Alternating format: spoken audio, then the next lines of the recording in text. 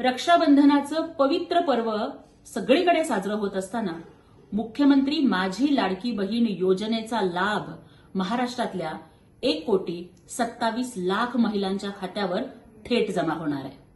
महायुती शासनानं दिलं महिलांना हक्काचं माहेर आणि लाडक्या बहिणीला मिळणार आता दरमहा मानाचा आहेर। आतापर्यंतच्या सर्व योजनांच्या पैकी सगळ्यात लोकप्रिय ठरलेली योजना म्हणजे मुख्यमंत्री माझी लाडकी बहीण योजना। माननीय एकनाथजी शिंदे साहेबांच्या नेतृत्वाच्या खाली ही योजना अत्यंत यशस्वीपणानं काम करत आहे। महाराष्ट्रातल्या 1,60,00,000 बहिणींनी या योजनेसाठी अर्ज केला आणि त्यापैकी 1,27,00,000 बहिणींचे अर्ज मंजूर झालेले आहेत।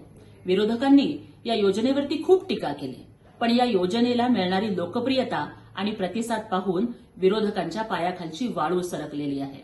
काही विघ्नसंतोषी लोकांनी तर कोणाला तरी पुढे करून ते कोर्टात सुद्धा गेले, परंतु मुंबई हायकोर्टाने सुद्धा महाराष्ट्र शासनाच्या लोकाभिमुख धोरणावरती शिक्कामोर्तब करत त्या याचिकाकर्त्यांना चपराक दिली आणि उबाठा प्रमुख उद्धवजी ठाकरे तर या योजनेला भीक म्हणाले।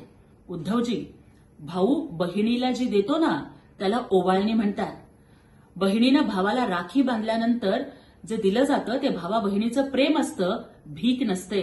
पण मुख्यमंत्री पदाच्या आमिषापोटी दिल्लीला जाऊन मुजरे करत तुम्ही जे काँग्रेसच्या सोनिया गांधीच्या दारात उभे राहिलात ना, भीक त्याला म्हणत असतात।